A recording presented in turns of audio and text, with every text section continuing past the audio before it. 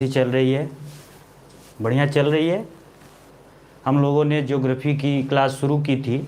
कल हम लोगों ने ज्योग्राफी में बहुत अच्छे से कुछ चीज़ों को डिस्कस किया था, खास रूप से भारत का सामान्य परिचय। ये टॉपिक हम लोगों ने स्टार्ट किया था, भारत का सामान्य परिचय। इसमें बहुत सारी चीज़ों को हम लोग ऑलरेडी डिस्कस कर चुके हैं। कुछ चीज़ें बची हुई थी जिनको आज की क्लास में कंटिन्यू किया जाएगा। आप लोग बिल्कुल लगातार रिवीजन करते रहिए और इन टॉपिक से रिलेटेड जो क्वेश्चंस रहेंगे उनको भी हम लोग जो है कि आगे बात उन पर करेंगे। यहाँ पे जो समस्या निकल कर आएगी ये कि जो क्वेश्चन आजकल पूछे जा रहे हैं वो थोड़े से डायनामिक टाइप के पूछे जा रहे हैं, तो आपको थोड़ा डिटेल में पढ़ना होगा सारी चीज़ों को। जैसे कल हम लोगों ने कुछ चीज़ों की बात की थी, थोड़ा सा रिवीजन करा दे रहे हैं, उसके बाद आगे बढ़ेंगे। सबसे पहले एक बहुत ही इम्पोर्टेंट पॉइंट था हमारे इस भारत का अक्षांशी और देशांतरी विस्तार। भारत का उत्तरी अक्षांश उत्तर बिंदु पर और दक्षिणी बिंदु पर उत्तरी अक्षांश कहाँ से कहाँ तक फैला हुआ है। कल हम लोगों ने बात किया था कि भारत के अंदर से गुजरने वाली जितनी भी बड़ी रेखाएं होंगी, ये सब रेखा जितनी भी रेखाएं होंगी ये सब की सब उत्तरी अक्षांश कहलाएंगी। ये चीज़ हमेशा आप याद रखिएगा कि भारत से गुजरने वाली सभी अक्षांश रेखाएं नेचर में कैसी होती हैं, उत्तरी होती हैं। और जो ये खड़ी लाइंस हैं जिनको देशांतर कहते हैं, तो भारत से जितनी भी देशांतर रेखाएं गुजरेंगी ये खड़ी लाइन, ये सब की सब कैसी होंगी, पूर्वी। तो देशांतर रेखाएं पूर्वी होंगी और अक्षांश रेखाएं यानी कि लॉन्गिट्यूड ईस्टर्न लॉन्गिट्यूड होंगे और जो नॉर्थ लैटिट्यूड जो अक्षांश रेखाएं होंगी, जो लैटिट्यूड लाइंस होंगे वे उत्तरी रूप में होंगे और वो पूर्वी रूप में होंगे। अगर हम इनका विस्तार की बात करें तो मैंने कल आपको एक मोबाइल नंबर याद करने के लिए बोला था, 376 687 84 97 25। इस नंबर से आपने यहाँ पे फिट कर लिया था। मैंने बोला था नॉर्थ से शुरू करना है, एंटी क्लॉकवाइज इसको अरेंज कर देना है। जैसे यहाँ पे आपने 376 कर दिया, यहाँ पे आपने 687 कर दिया, यहाँ पे आपने 84 कर दिया, यहाँ पे आपने 97 25 कर दिया। कहाँ पर डिग्री लगाना है, यहाँ आपने डिग्री और मिनट लगा दिया। यहाँ आपने डिग्री और मिनट, डिग्री और मिनट, यहाँ पर डिग्री और मिनट। ये आपका अक्षांश है तो उत्तरी अक्षांश। क्यों? क्योंकि जितनी अक्षांश जाएंगी वो क्या होंगी, उत्तरी होंगी। तो ये उत्तरी अक्षांश आपका यहाँ पर हो जाएगा। यहाँ पर भी क्या हो जाएगा, उत्तरी अक्षांश। तो यहाँ पर भी ये उत्तरी अक्षांश हो जाएगा। चलिए, एक तो ये बहुत इंपॉर्टेंट चीज़ था जिसको हम लोगों ने डिस्कस किया। इसके अलावा भारत का सभी जो बिंदु हैं, सुदूर बिंदु, सभी दिशाओं के उत्तर में क्या था, इंदिरा कौल। पश्चिम में क्या था, गौर माता। दक्षिण में क्या था, कन्याकुमारी। और यहाँ पूरब में क्या था, कीबीटू। और किन राज्य में पढ़ रहे थे उन सब की ऑलरेडी हम लोग डिस्कस कर चुके हैं। एक चीज़ और हम लोगों ने यहाँ पे बात की थी कि भारत के लगभग बीचों बीच से एक इंपॉर्टेंट लाइन गुजरती है, अक्षांश रेखा गुजरती है। इस अक्षांश रेखा को कहते हैं 23.5 डिग्री उत्तरी अक्षांश, और इसको नॉर्मल बोलचाल की भाषा में कर्क रेखा कहा जाता है। तो कर्क रेखा बिल्कुल भारत के लगभग बीचों बीच से गुजरती है। और कितने राज्यों से ये होकर गुजरती है, इन पर क्वेश्चन बहुत बार आ चुका है। अभी हम लोग क्वेश्चन क्लास आवर करेंगे, यहाँ पे क्वेश्चन ट्रायल लेंगे सेशन, जिसमें हम लोग देखेंगे कि जो क्लासेज हम लोग कर रहे हैं क्या उन पर सारे क्वेश्चन अटेम्प्ट हो पा रहे हैं कि नहीं हो पा रहे हैं। जैसे यहाँ पे हमने बताया था कि 8 राज्यों से भारत के कर्क रेखा गुजरती है। कितने राज्यों से, 8 राज्यों से। उसका कल ट्रिक भी बताए थे, मित्र पर गमछा झार। अगर यानी इधर चलेंगे तो मिजोरम, त्रिपुरा, पश्चिम बंगाल, झारखंड, छत्तीसगढ़, मध्य प्रदेश, राजस्थान और गुजरात। तो ये राज्य हैं जहां से कर्क रेखा गुजरती है भारत में। चलिए, आज इसके बाद हम लोग इसको कंटिन्यू करेंगे आगे। आगे जो है कि भारत की स्थलीय सीमा की बात की जाएगी। भारत की स्थलीय सीमा, कल मैंने भारत की स्थलीय सीमा की जो लंबाई बताई थी, अगर आपको याद होगा तो आप बताइए, तुरंत कमेंट बॉक्स में लिखिए भारत की स्थलीय सीमा की लंबाई कितनी है। 15,200 किलोमीटर, ये भारत की स्थलीय सीमा की लंबाई है। और स्थलीय सीमा भारत कितने देशों के साथ साझा करता है, यहां पर इसकी बात की जाएगी। तो भारत अपनी स्थलीय सीमा साझा करता है बांग्लादेश के साथ। बांग्लादेश के बाद भारत अपनी स्थलीय सीमा साझा करता है चीन के बाद, चीन के साथ, चीन के बाद पाकिस्तान,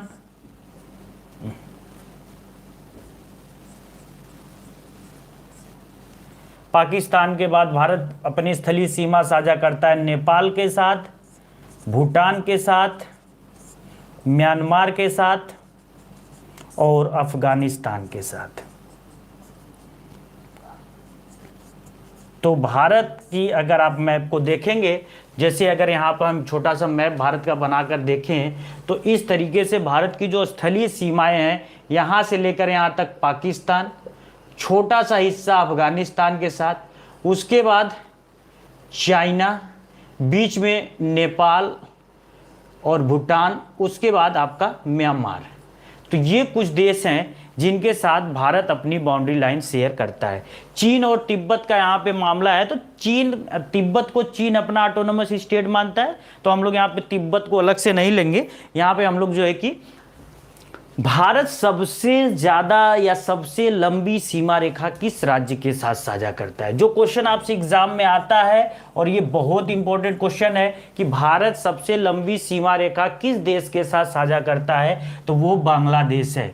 सर्वाधिक लंबी सीमा रेखा, और स्पेशली इस सीमा रेखा का नाम होता है शून्य लाइन। ये भी एग्जाम में क्वेश्चन आ चुका है, पीसीएस में पूछा जा चुका है। शून्य लाइन, शून्य रेखा किन दो देशों के बीच में है, तो भारत और बांग्लादेश। अच्छा, भारत और बांग्लादेश के बीच जो शून्य लाइन है, तो भारत का स्पेशली कौन सा राज्य, त्रिपुरा वाला जो लाइन है वही शून्य लाइन कहलाता है।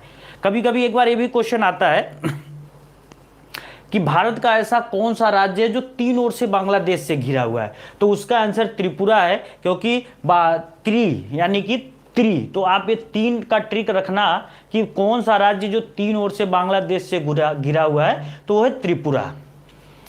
जैसे अगर बांग्लादेश की मैप को आप यहाँ पर देखोगे तो बांग्लादेश का मैप इस तरीके से है, तो यहाँ पर इस तरीके से है। तो भारत का ये जो राज्य यहाँ पर है, थोड़ा सा ये वाला राज्य, यही है त्रिपुरा। और देख रहे हो तीन तरफ से, 1 2 3, तीन तरफ से भारत का त्रिपुरा राज्य जो है कि घिरा हुआ है। किससे घिरा हुआ है, बांग्लादेश से। तो बांग्लादेश के साथ भारत सबसे लंबी स्थलीय सीमा साझा करता है, और उस सीमा रेखा का नाम है शून्य लाइन, शून्य रेखा। एक चीज और बांग्लादेश की सीमा रेखा के बारे में हम लोग यहाँ पे बता दें आपको कि भारत और बांग्लादेश की सीमा सबसे ज्यादा सुभेद्य है। सुभेद्य यानी कि वल्नरेबल। बहुत सारे बांग्लादेशी शरणार्थी इसी सीमा रेखा को अवैध तरीके से क्रॉस करके भारत में आते हैं, क्योंकि आपको पता है भारत और बांग्लादेश एक्चुअल में, थोड़ा सा मैं थोड़े से पीछे चलते हैं, जब हम लोग 1905 में चलते हैं, 1905 में इस पूरे बंगाल को अंग्रेजों ने दो हिस्से में बांटा था। एक था इनका पूर्वी बंगाल और एक था इनका पश्चिम बंगाल। किसने बांटा था, लॉर्ड कर्जन ने। लॉर्ड कर्जन ने बंगाल को दो हिस्सों में बांट दिया, एक था पश्चिम बंगाल और एक था पूर्वी बंगाल। क्यों बांटा था, इन्होंने धर्म के आधार पर कि जिधर मुस्लिम रहेंगे यानी पूर्वी बंगाल की तरफ, तो वो जिधर मुस्लिम रहेंगे वो पूर्वी बंगाल होगा, जिधर हिंदू रहेंगे वो पश्चिम बंगाल रहेगा। पूरे भारत में इसका विरोध हुआ और 1905 में ही एक आंदोलन चलाया गया। बहुत बार एग्जाम में क्वेश्चन पूछता है कौन सा वो आंदोलन था, स्वदेशी आंदोलन। तो बंगाल विभाजन के विरोध में स्वदेशी आंदोलन हुआ, बहुत सारी चीज़ें जो है कि देश में डिस्टरबेंस हुई। अंततः अंग्रेज़ों को 1911 में बंगाल विभाजन को क्या करना पड़ा, रद्द करना पड़ा। तो इन्होंने 1911 में जब बंगाल विभाजन रद्द किया तो ये बंगाल पूरा का पूरा एक हो गया फिर से। लेकिन 1947 में जब भारत का बंटवारा हुआ, भारत और पाकिस्तान का, तो पाकिस्तान ने बंगाल के इस पूर्वी हिस्से की मांग की कि बोला कि मुझे ये हिस्सा चाहिए, और वो हिस्सा, ये वाला हिस्सा जो है वो पूर्वी पाकिस्तान के नाम से उनको मिल गया। पूर्वी पाकिस्तान के नाम से पाकिस्तान को दे दिया गया। तो जैसे ये पूर्वी पाकिस्तान के नाम से उनको दिया गया, तो अब देखो पाकिस्तान का लोकेशन कैसा हो गया। जो पाकिस्तान का लोकेशन हो गया आज़ादी के समय, अगर हम इस तरीके से इंडिया के मैप को देख, और एक पाकिस्तान यहाँ पर हो गया, यानी पूर्वी बंगाल जिसको कह रहे हैं पूर्वी पाकिस्तान। पाकिस्तान ये इस वाले हिस्से को अपना बहुत नेग्लेक्ट करता था, इनकी उपेक्षा करता था, यहाँ के लोगों को विकास की कोई योजना नहीं होती थी, जबकि पश्चिमी पाकिस्तान में विकास की सारी योजनाओं को लागू किया जाता। तो यहाँ के लोगों ने क्या किया, आंदोलन करना शुरू कर दिया और बोला कि भैया नया देश बनाएंगे। तो बांग्लादेश की मांग उठना शुरू होगी, और बांग्लादेश की जो मांग उठाने वाले नेता थे उनका नाम था मुजीबुर रहमान। शेख हसीना उन्हीं के खानदान से हैं। शेख हसीना के पिता थे मुजीबुर रहमान। 1971 में मुजीबुर रहमान, एक्चुअल में कहानी इसके पीछे ये थी कि जब चुनाव हुआ तो मुजीबुर रहमान यहाँ से ढेर सारी सीट जीत गए। पश्चिमी पाकिस्तान में कोई भी व्यक्ति मुजीबुर रहमान इतना सीट नहीं जीत पाया, तो प्रधानमंत्री बनने के लिए मुजीबुर रहमान दावेदार हो गए। लेकिन यहाँ के जो नेता थे पश्चिमी पाकिस्तान के, ये कतई नहीं पसंद कर रहे थे कि पूर्वी पाकिस्तान का कोई व्यक्ति आकर इस टोटल पूरे पाकिस्तान पर, यानी यहाँ पर भी और यहाँ पर भी, देश का प्रधानमंत्री बने। इन्होंने मुजीबुर रहमान को बंदी बना लिया और देश में सैनिक शासन लगा दिया। इसी के विरोध में पूरे बांग्लादेश में विद्रोह होना शुरू हो गया, और उसमें ढेर सारे बांग्लादेश, जब पाकिस्तानी सेना बांग्लादेशियों पर अत्याचार कर रही थी तो ढेर सारे बांग्लादेशी भारत की सीमा को, वल्नरेबल जो सीमा थी, इसको क्रॉस करके यानी अवैध तरीके से पार करके इंडिया में घुसने लगे, जिससे इंदिरा गांधी को बड़ी समस्या हो रही थी। उस समय हमारे देश की प्रधानमंत्री थी, तो इंदिरा गांधी ने देश में आपातकाल घोषित कर दिया और पाकिस्तान के साथ युद्ध हो गया, और उस युद्ध के बाद उन्होंने बांग्लादेश को आज़ाद करा दिया। तो यहाँ से बांग्लादेश एक नया देश निकल कर आया। बांग्लादेश कब बना? बांग्लादेश 1971 में बना। किस देश से बना है? पाकिस्तान से बना है। सबसे भारत की सबसे लंबी सीमा रेखा ये साझा करता है। चलिए इसके बाद दूसरे देश की तरफ चलते हैं, चाइना। तो भारत जो अपना दूसरा सीमा रेखा वाला देश है, स्थलीय सीमा वाला देश है चीन, और चीन के साथ भारत की जो लाइन है उसको बोला जाता है मैकमोहन रेखा। तो भारत और चीन के बीच कौन सी लाइन है? मैकमोहन रेखा। एक्चुअल में जो मैकमोहन रेखा है ये अरुणाचल प्रदेश में है, और कश्मीर के तरफ जो लेह लद्दाख वाला हिस्सा है, तो इधर की तरफ भी एक अक्साई चीन है। वहां पर अक्साई चीन, देखो जैसे ये अगर कश्मीर के मैप को आप देखो तो जैसे ये मान लो अक्साई चीन है, तो चीन कहता है कि नाम जब इसका अक्साई चीन है तो ये हमारा है। सियाचीन है, अक्साई चीन है, ये सब हमारे हिस्से हैं। भाई जब नाम में ही चीन लगा हुआ है तो भारत कैसे कह रहा है कि ये हमारा है? तो चाइना इसी आधार पे लगातार इसको हड़पने की साजिश करता रहता है, और लगातार यहाँ पे देश विरोधी गतिविधि करता रहता है, भारत विरोधी गतिविधि करता रहता है, और लगातार जो है कि यहाँ पर चाइना की जो सेनाएं हैं वो घुसपैठ करती रहती हैं, और इन लोगों ने इतनी बाउंड्री भारत के अंदर अक्साई चीन का हड़प लिया है। और करंट में ये जो कंट्रोल लाइन, यहाँ पे जो कंट्रोल है कि इधर का एरिया भारत का है और इधर का एरिया चीन का है, इसी को कहते हैं LAC, line of actual control. तो इसको भारत और चीन के बीच एक तो मैकमोहन रेखा है जो पूरी तरीके से स्थापित है अरुणाचल प्रदेश में, और एक LAC लाइन भी है। LAC कभी भी आपसे एग्जाम में पूछा जा सकता है, line of actual control, line of actual control. ये कहां पर है? तो ये अक्साई चीन में, भारत और चीन के बीच। उसके बाद भारत और पाकिस्तान के बीच Radcliffe well known line है। भारत और पाकिस्तान के बीच कौन कौन से राज्य भारत और पाकिस्तान के बाउंड्री शेयर करते हैं? तो गुजरात, राजस्थान, पंजाब और उसके बाद जम्मू एंड कश्मीर। तो ये 4 राज्य हैं। अभी तो केंद्र शासित हो गया है, तो 3 राज्य और एक केंद्र शासित प्रदेश पाकिस्तान के साथ बाउंड्री शेयर करते हैं। ये थोड़ा इसलिए मैं स्पेशली आपको बताया हूं कि यहां से क्वेश्चन बन सकता है कि पाकिस्तान के साथ हमारे कौन कौन से राज्य अपनी सीमा रेखा साझा करते हैं। तो पाकिस्तान के साथ सीमा रेखा साझा करने वाले राज्य भारत के हैं गुजरात, राजस्थान, पंजाब, जम्मू एंड कश्मीर। भारत और पाकिस्तान के बीच जो लाइन है उस लाइन को क्या कहा जा रहा है? उस लाइन को कहा जा रहा है रेड क्लिफ। उसके बाद नेपाल और भूटान के साथ जो लाइन है इनका कोई स्पेशल नाम नहीं है, तो आप यहाँ पे बहुत ज़्यादा परेशान होने की ज़रूरत नहीं है। आप जो एग्ज़ाम में यहाँ से नहीं पूछेगा।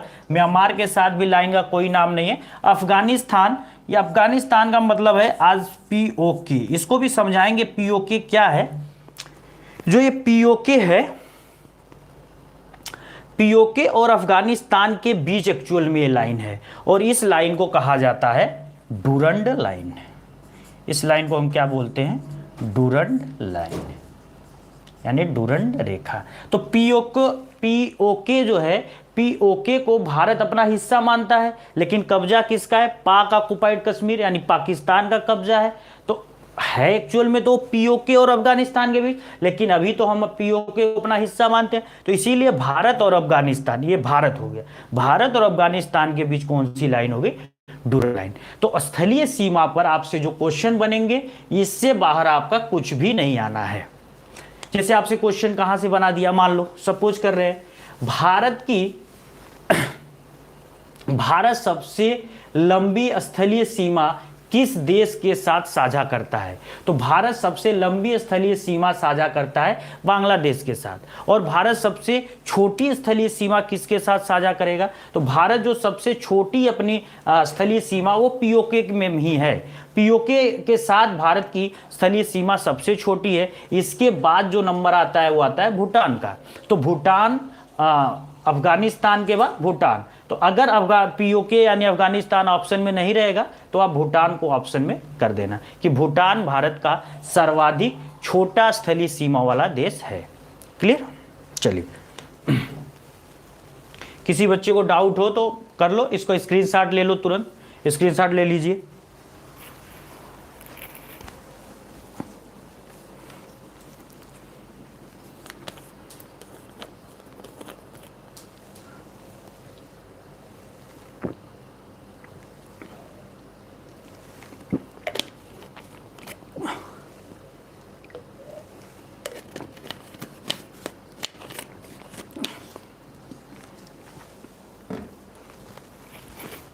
चलिए आगे बढ़ते हैं। कल हम लोगों ने समुद्री सीमा की बात की थी।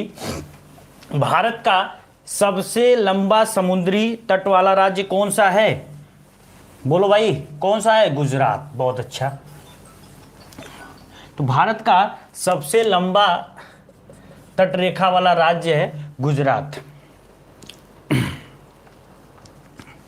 और अगर आपसे वही पूछ दे कि सबसे छोटा तट रेखा वाला राज्य, तो गोवा। गोवा का जो समुद्री तट है वो सबसे छोटा है।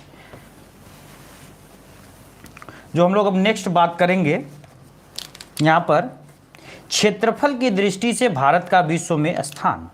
चलिए, क्षेत्रफल, भारत का क्षेत्रफल, यहां से भी लगातार एग्जाम्स में क्वेश्चन आ रहे हैं।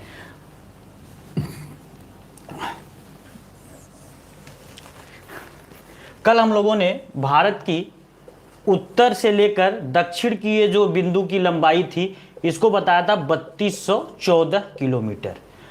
पूरब से पश्चिम की जो लंबाई थी इसको कितना बताया था? 2933 किलोमीटर। तो कभी भी आपसे अगर क्वेश्चन पूछ दे कि भारत के दो सुदूर पूर्वी और पश्चिमी, ये जो पूर्वी और जो पश्चिमी बिंदु है इनके बीच की लंबाई कितनी है, तो लंबाई 2933 है।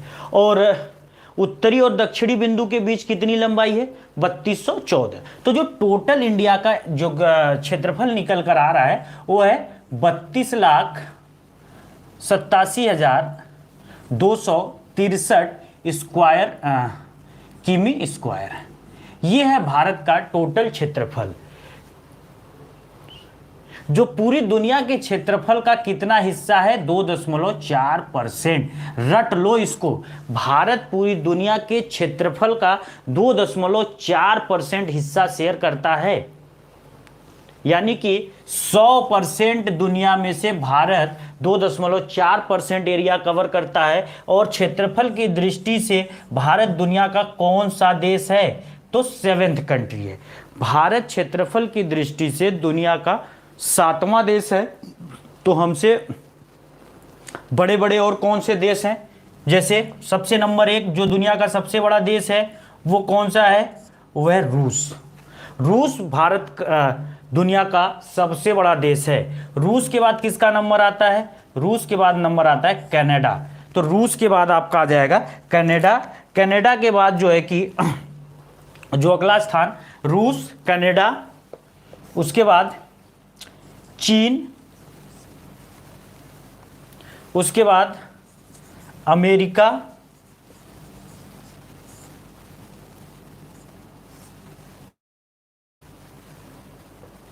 उसके बाद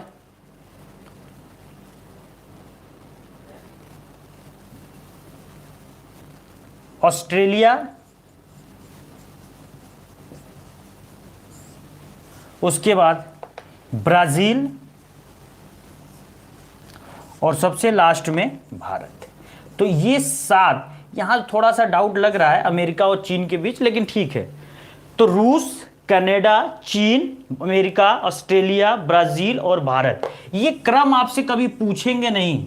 यहां पे जो क्वेश्चन आपसे पूछा जाएगा कि निम्नलिखित देशों में से किसका क्षेत्रफल भारत से ज्यादा है, तो ऐसे क्वेश्चन आपसे पूछेंगे। जैसे ऑप्शन में दे दिया ब्राजील, तो सही हो जाएगा, कनाडा सही हो जाएगा, अमेरिका सही हो जाएगा, अर्जेंटीना, तो अर्जेंटीना तुरंत 8वें नंबर पर क्षेत्रफल की दृष्टि से आता है। तो अर्जेंटीना भारत के बाद क्षेत्रफल की दृष्टि से दुनिया का 8वां देश है।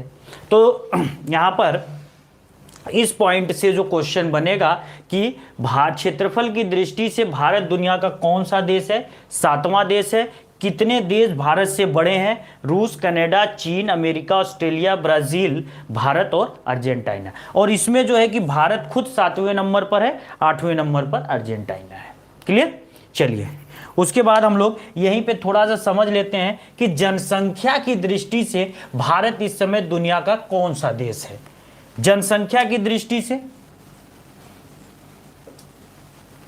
अकॉर्डिंग टू पॉपुलेशन इंडिया इस समय वर्ल्ड की 2nd लार्जेस्ट कंट्री है, दुनिया का दूसरा सबसे बड़ा देश। तो सबसे बड़ा देश इस समय कौन सा है, इस समय सबसे बड़ा देश जनसंख्या की दृष्टि से है चीन।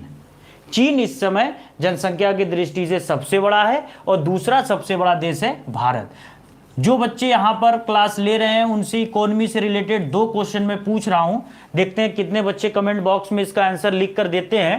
पहला क्वेश्चन ये है कि अकॉर्डिंग टू जीडीपी वस्तुओं का उत्पादन करने के आधार पर, वस्तुओं का उत्पादन करने में भारत दुनिया का कौन सी अर्थव्यवस्था है, साइज के आधार पर इंडिया कौन सी अर्थव्यवस्था है। और दूसरा यहाँ पर पीपीपी के आधार पे, यानी कि पीपीपी क्रय शक्ति समता, क्रय शक्ति समता के आधार पे दुनिया भारत कौन सी अर्थव्यवस्था है। दोनों क्वेश्चन का आंसर तुरंत कमेंट बॉक्स में लिखिए। और इन दोनों पर जो है कि लगातार क्वेश्चन बन रहे हैं। तो यहाँ पे 4 डायमेंशन हमने देखा। क्षेत्रफल की दृष्टि से भारत दुनिया का 7वां देश, जनसंख्या की दृष्टि से भारत दुनिया का दूसरा नंबर का देश है, जीडीपी के आधार पे इस समय भारत दुनिया का 5वां सबसे बड़ा देश है। जीडीपी के मामले में भारत दुनिया का सबसे बड़ा देश है, पांचवा सबसे बड़ा देश है। तो सबसे बड़ा देश कौन सा हो गया? अमेरिका। आज भी अमेरिका सबसे ज्यादा वस्तु और सेवा बनाता है। तो जीडीपी के मामले में दुनिया का सबसे बड़ा देश अमेरिका, और भारत का कौन सा प्लेस हो गया? पांचवा प्लेस हो गया। चलिए, क्रय शक्ति, एक नया शब्द आपको बोर्ड पे दिख रहा है, क्रय शक्ति समता। क्रय शक्ति समता क्या होता है? देखो, परचेजिंग पावर पैरिटी का सीधा सीधा मतलब सिर्फ आप ये समझो कि जो पैसा, जो इनकम हम कमाते हैं, उस आय से हम कितना सामान खरीद सकते हैं। एक वर्ल्ड लेवल पे जब हम उसको कंप्राइज करते हैं या उसको कंपेयर करते हैं, जब वर्ल्ड लेवल पे, तो हम वहाँ पे ये समझते हैं कि जैसे मान लो, इसको एक और नॉर्मल उदाहरण से आप ऐसे समझो कि जैसे मान लो कि कोई व्यक्ति है, आपका भाई है, वो गांव में रहता है और आप रहते हो शहर में।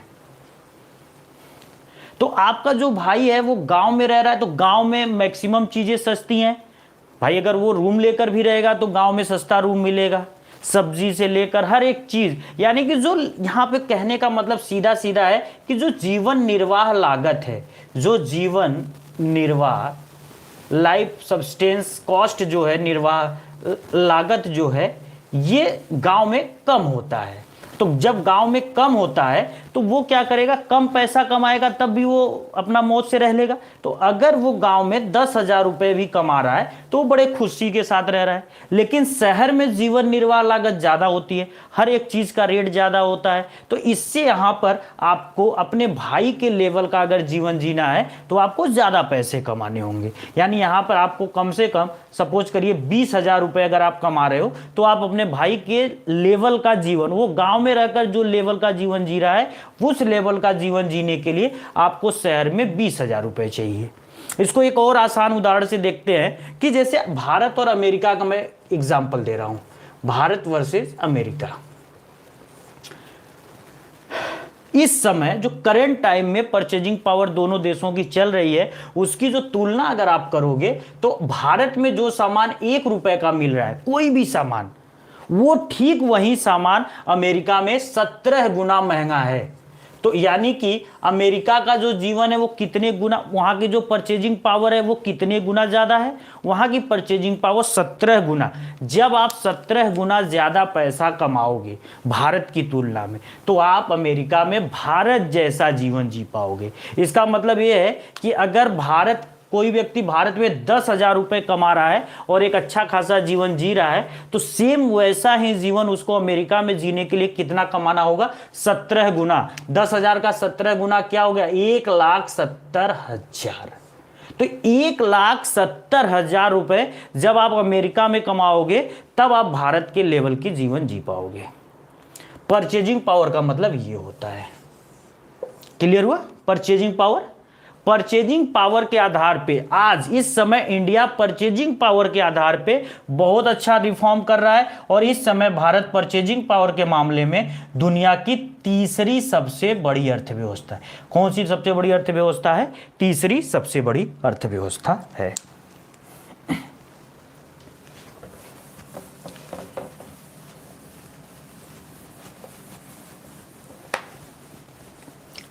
जिस बच्चे को कोई डाउट हो तुरंत कमेंट बॉक्स में अपने क्वेश्चन लिखते जाए, अगर समझ में नहीं आ रहा है कोई भी चीज़ तो। चलिए, अभी हम लोगों ने यहाँ पे जो किया फिर से थोड़ा सा कंपेयर कर लेते हैं। जैसे क्षेत्रफल के आधार पर दुनिया का सबसे बड़ा देश कौन सा है? रूस। तो भारत कौन से नंबर पर है? 7वें नंबर पर। जनसंख्या के आधार पर दुनिया का कौन सा सबसे बड़ा देश है? चीन। तो भारत कौन से नंबर पर है? दूसरे नंबर पर। जीडीपी के आधार पर दुनिया का सबसे बड़ा देश कौन सा है? अमेरिका। तो भारत कौन से नंबर पर है? 5वें नंबर पर है। और परचेजिंग पावर यानी क्रय शक्ति के आधार पर सामान को खरीदने का जो पावर रखना है, उसके आधार पर क्रय शक्ति समता के आधार पे दुनिया का सबसे बड़ा देश कौन सा है? तो चीन। और भारत कौन से नंबर पर है?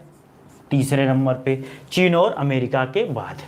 ये जो बॉक्स है इस बॉक्स से डेफिनेटली कोई ना कोई क्वेश्चन आपके एग्जाम में जरूर आएगा। देख लो, क्षेत्रफल की दृष्टि से दुनिया का सबसे बड़ा देश रूस, भारत 7वें नंबर। ये जो जीडीपी है, यानी कि एक साल के दौरान कितना सामान कोई देश बनाता है, ग्रॉस डोमेस्टिक प्रोडक्ट, अमेरिका सबसे ज्यादा बनाता है, और उसमें भारत कौन से पोजीशन पर है? भारत है 5वें नंबर पे। और परचेजिंग पावर, किसी भी सामान को जो खरीदने की कैपेसिटी है, तो चूंकि सब भारत की जो लाइफ स्टैंडर्ड है, या जो भी हमने बताया कि जीवन निर्वाह लागत है वो कम है, तो इसीलिए भारत में चीन यहाँ पे सामान जो खरीदने की कैपेसिटी है वो ज़्यादा है, और तीसरे नंबर की अर्थव्यवस्था है दुनिया की। चलिए आगे हम लोग बात करेंगे भारत का कुछ और थोड़ा सा सामान्य परिचय देख लेते हैं, उसके बाद हम लोग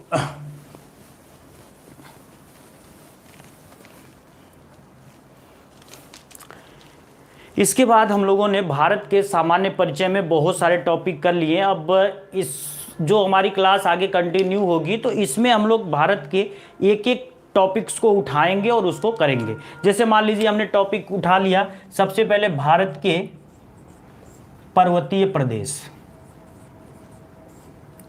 तो हम लोग सबसे पहले भारत के पर्वतीय प्रदेश पढ़ेंगे। पर्वतीय प्रदेश के बाद हम लोग पढ़ेंगे भारत के पठारी क्षेत्र, जैसे बुंदेलखंड का पठार, मालवा का पठार, रायलसीमा का पठार, दंडकारण्य। तो हम यहाँ पर क्या करेंगे, उनका लोकेशन चेक करेंगे, और हमको बहुत ज़्यादा इसमें पढ़ना नहीं है, हम लोग ज़्यादातर इन चीज़ों का लोकेशन चेक करेंगे। जैसे मान लो एग्जाम में क्वेश्चन आ गया कि दंडकारण्य का पठार किस राज्य में अवस्थित है? छत्तीसगढ़ में। मालवा का पठार कहाँ अवस्थित है? मध्य प्रदेश में।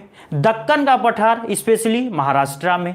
रायलसीमा का पठार आंध्र प्रदेश तेलंगाना में। तो कहने का मतलब है कि कौन सा पठार कहां पर है, हम उसके लोकेशन को चेक करेंगे, और अगर उनसे रिलेटेड कोई खास बात होगी तो उसको वहां डिस्कस कर लेंगे। इसके बाद हम लोग भारत के मैदानी क्षेत्रों की बात करेंगे, मैदान की बात करेंगे। मैदान के बाद हम लोग भारत के प्रमुख द्वीपों की बात करेंगे। जब पर्वतीय प्रदेश करेंगे तो यहाँ पे चोटी साथ में और दर्रे दोनों हम लोग यहाँ पे डिस्कस कर लेंगे। इसके अलावा हम लोग भारत के द्वीपों की बात करेंगे। द्वीपों के अलावा हम लोग भारत की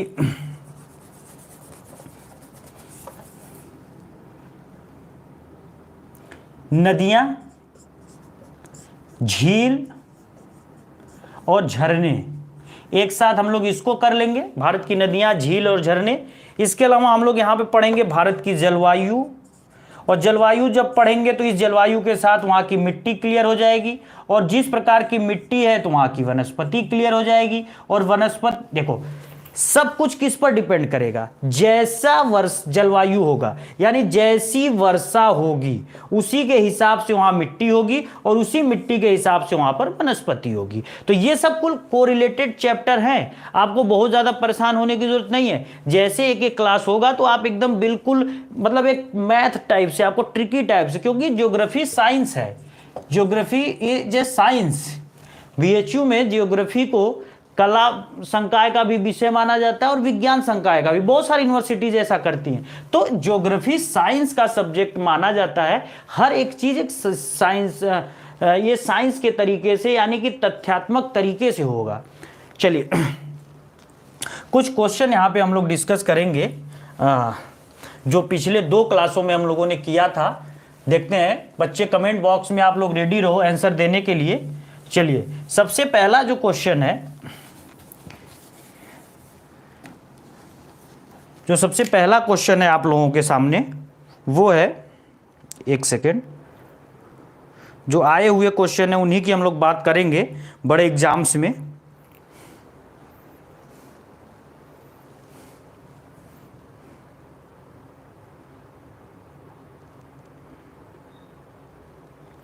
भारत का दक्षिणी छोर का क्या नाम है? क्वेश्चन आ गया कि भारत के दक्षिणी छोर का क्या नाम है। तो देखो स्थलीय सीमा में जो दक्षिणी छोर है उसी का नाम पूछ रहा है। ऑप्शन आपके पास है दक्षिणी छोर का Cochin, port Blair, option number 3 Kanyakumari, option number 4 Pondicherry. तो बिल्कुल कमेंट बॉक्स में आप लिखो भारत के मुख्य स्थलीय भाग का सबसे दक्षिणी बिंदु कौन सा है? तो कन्याकुमारी। यहां पे आपको 1 मिनट में लूंगा, थोड़ा सा एक चीज और आपको बता दूं कि जैसे ये भारत की मुख्य भूमि है, मुख्य स्थलीय भाग है, ये भारत का मुख्य भूमि है, और इस मुख्य भूमि का सबसे साउदर्न पॉइंट कौन सा है? वो है कन्याकुमारी। और कन्याकुमारी किस राज्य में आता है? तमिलनाडु में। लेकिन भारत के इस बंगाल की खाड़ी में कुछ द्वीप समूह हैं और कुछ अरब सागर में भी हैं। तो अरब सागर वाले का नाम है लक्षद्वीप, इनका नाम है अंडमान, और नीचे की तरफ है निकोबार। ये सब हम लोग पढ़ेंगे। तो अंडमान और निकोबार, तो आप देख रहे हो ये जो निकोबार का ये वाला जो बिंदु है जो सबसे साउदर्न में है, इसी का नाम है इंदिरा पॉइंट। इसका नाम क्या है? इंदिरा पॉइंट। इसका नाम है इंदिरा पॉइंट। तो अगर आपसे ये क्वेश्चन पूछे कि भारत का बिल्कुल दक्षिणतम बिंदु कौन सा है, तो आपको आंसर देना है इंदिरा पॉइंट। लेकिन अगर आपसे पूछे मुख्य भूमि का, तो कन्याकुमारी। तो हम लोग अभी तो मुख्य भूमि की चर्चा कर रहे थे, लेकिन अगर आपसे क्वेश्चन आ जाए कि भारत का सुदूरतम दक्षिणतम बिंदु कौन सा है, दैट इज इंदिरा पॉइंट। और इंदिरा पॉइंट को एक और नाम से जानते हैं, पिग्मेलियन पॉइंट। लगातार ग्लोबल वार्मिंग की वजह से समुद्र का जलस्तर बढ़ रहा है, तो इंदिरा पॉइंट डूब चुका है, लेकिन अभी भी हम लोग इसको अपना जो है कि सबसे साउदर्न पॉइंट मानते हैं। किस द्वीप पर यह है? अंडमान निकोबार में हजारों छोटे छोटे द्वीप है, तो किस छोटे से द्वीप पर है? उसका नाम है ग्रेट निकोबार। कभी भी अगर आपसे एग्जाम में क्वेश्चन आ जाए कि भारत का सबसे सुदूरतम दक्षिणतम बिंदु इंदिरा पॉइंट किस द्वीप पर अवस्थित है, वो है ग्रेट निकोबार पर। और मुख्य भूमि का सबसे दक्षिणतम बिंदु कौन सा है? कन्याकुमारी। अगले क्वेश्चन पे चलते हैं। अगला क्वेश्चन ये है कि वे निम्नलिखित में से किस राज्य से, क्वेश्चन ध्यान से सुनिए, निम्नलिखित में से किस राज्य से कर्क रेखा नहीं गुजरती है? कर्क रेखा कितने राज्यों से भारत की गुजरेगी? 8 राज्यों से। पूछ रहा है किस राज्य से नहीं गुजरेगी? ऑप्शन नंबर 1 मध्य प्रदेश गुजरेगी, बिल्कुल गुजरेगी। ऑप्शन नंबर 2 उड़ीसा गुजरेगी, नहीं गुजरेगी। तो ऑप्शन आपको मिल गया, ऑप्शन नंबर 2 उड़ीसा नहीं गुजरेगी। इसके अलावा तुरंत आप लिखो कितने राज्यों से गुजरेगी? मध्य प्रदेश, राजस्थान, गुजरात, छत्तीसगढ़, झारखंड, पश्चिम बंगाल, त्रिपुरा और मिजोरम। तो ये 8 राज्यों से गुजरती है। मैं बार बार कह रहा हूं कि उड़ीसा आपको जो है कि यहां पे समझना है कि उड़ीसा से नहीं गुजरेगी। चलिए एक और क्वेश्चन देखते हैं।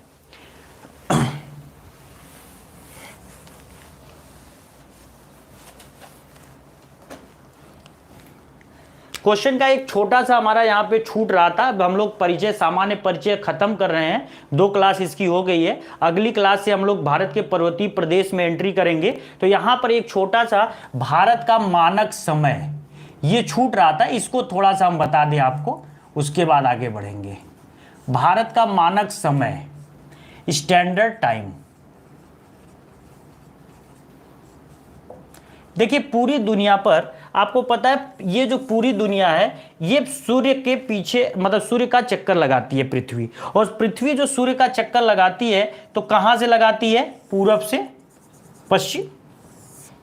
ये इधर की तरफ पृथ्वी की जो गति होती है इस तरीके से होती है। तो पृथ्वी सबसे पहले सूर्य के सामने पृथ्वी का जो हिस्सा आता है वहां पर समय हम लोग स्टार्ट मानते हैं।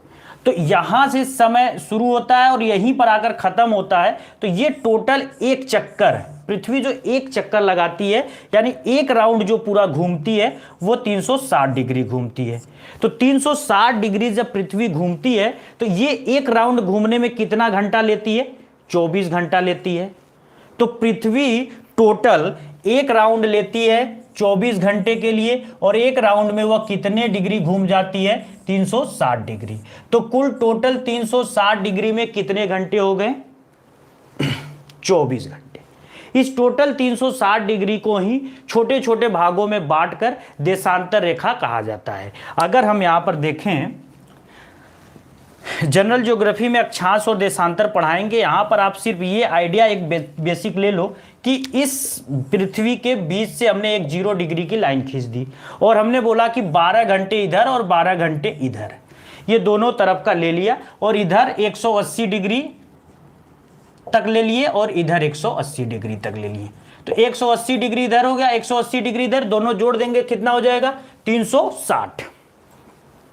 तो एक राउंड लेने में पृथ्वी को 180 इधर का, तो ये पूर्वी हिस्सा हो गया। यहां जितनी लाइनें हम लोग एक एक डिग्री पे खींचेंगे वो पूर्वी देशांतर कहलाएंगे, और इधर जो एक एक लाइन हम लोग खींचेंगे वो क्या कहलाएंगे, पश्चिमी देशांतर। तो इन्हीं सभी देशांतरों का जो कॉम्बिनेशन होता है यही समय का निर्धारण करता है। और पूरी दुनिया में जो समय का निर्धारण होता है वो 0 डिग्री से शुरू होता है। 0 डिग्री को स्टैंडर्ड टाइम माना जाता है, इधर वाले को उसके पहले का समय मानते हैं और इधर वाले को उसका बाद का। यानी कि जो देशांतर रेखाएं पूर्वी होंगी वो 0 डिग्री से पहले चलेंगी और जो देशांतर रेखाएं पश्चिमी होंगी वो 0 डिग्री के बाद, यानी कि वो मेन जो 0 डिग्री लाइन है इसके शून्य रेखा से बाद में चलेंगी। जैसे हमारे यहाँ पूर्वी देशांतर रेखाएं हैं तो हम लोग 0 डिग्री से समय में आगे होंगे कि नहीं होंगे, आगे होंगे। तो हम लोग समय में क्या, हमारे यहाँ पहले सुबह हो जाएगा। इंडिया के भी मैप में अगर देखोगे, अरुणाचल प्रदेश बिल्कुल पूरब में है, यहाँ पे गुजरात बिल्कुल पश्चिम में है। तो सूर्य जब भी ये पृथ्वी चक्कर लगाएगी तो सूर्य के सामने सबसे पहले कौन सा हिस्सा आएगा, अरुणाचल प्रदेश का। तो समय पहले कहाँ शुरू होगा, अरुणाचल प्रदेश में, सबसे लास्ट में कहाँ पहुंचेगा, गुजरात में। तो जैसे जैसे हम पश्चिम की तरफ जाएंगे समय लेट होता जाएगा। तो 0 डिग्री का जो ये लाइन है, यह लाइन ग्रीनविच नामक स्थान से गुजरती है। ये ग्रीनविच कहां पर है, ग्रीनविच है लंदन में। इसी को जो है कि लंदन से होकर गुजरता है, तो ग्रीनविच लाइन को ही पूरी दुनिया में समय का निर्धारण माना गया है। और इसके पहले हम लोग हैं, हम लोगों के यहां से भी ढेर सारे देशांतर रेखाएं गुजरती हैं। भारत का देशांतरी विस्तार तुरंत कमेंट बॉक्स में लिखो। पहली क्लास में हमने एक देशांतरी विस्तार, आज भी क्लास शुरुआत हो तो अक्षांशीय और देशांतरी विस्तार का हमने ट्रिक बताया था। 68 डिग्री 7 मिनट से लेकर 97 डिग्री 25 मिनट पूर्वी देशांतर, और ये भी पूर्वी देशांतर है।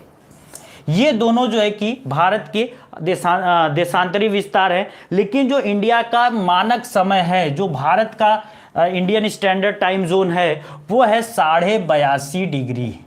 कितना है, 82.5 डिग्री पूर्वी देशांतर। तो कभी भी अगर आपसे एग्जाम में क्वेश्चन आ जाए कि भारत का मानक समय किस देशांतर रेखा द्वारा निर्धारित होता है, क्या सबसे पश्चिमी बिंदु द्वारा, नहीं। क्या सबसे पूर्वी बिंदु द्वारा, नहीं। भारत के लगभग 20 से गुजरता है इलाहाबाद नामक स्थान से। इलाहाबाद यानी प्रयागराज के नैनी नामक स्थान से गुजरता है 82.5 डिग्री पूर्वी देशांतर। अब देखो 0 डिग्री से जितना इधर जाओगे उतना ही जो है कि समय पहले होगा। 180 डिग्री तक पहुंचने के लिए हमको पहुंचना है और 180 डिग्री के लिए 12 घंटे चाहिए। तो 180 डिग्री के लिए हमको जब 12 घंटे चाहिए तो 1 घंटे के लिए हमको कितना चाहिए, 1 घंटे के लिए हमको 15 डिग्री चाहिए। तो अगर ग्रीनविच से हमको 1 घंटा पहले जाना है तो 15 डिग्री पूर्व की तरफ चले जाइए, और अगर ग्रीनविच से 1 घंटा लेट रहना है तो 15 डिग्री पश्चिम की तरफ चले जाइए। तो भारत में चलते हैं कि भारत का जो लोकेशन है वो ग्रीनविच से कितना समय पहले है। तो कितना भारत पहले है 0 डिग्री से, 82.5 डिग्री। 82.5 डिग्री को 15 डिग्री से डिवाइड करते हैं, कितना घंटा आता है। 15 डिग्री बराबर 1 घंटा निकल कर आ रहा है, समझ में आ रहा है ना। 15 डिग्री बराबर 1 घंटा। भारत 82.5 डिग्री यानी कि लगभग 5.5 घंटा। तो भारत 5 घंटा 30 मिनट किससे आगे है, ग्रीनविच से। ग्रीनविच के समय से भारत 5.5 घंटे आगे है। तो इंग्लैंड का समय हमसे क्या चलता है, पीछे चलता है। जब भारत में जो है कि सूर्योदय हो जाता है उसके 5.5 घंटे बाद इंग्लैंड में सूर्योदय होगा।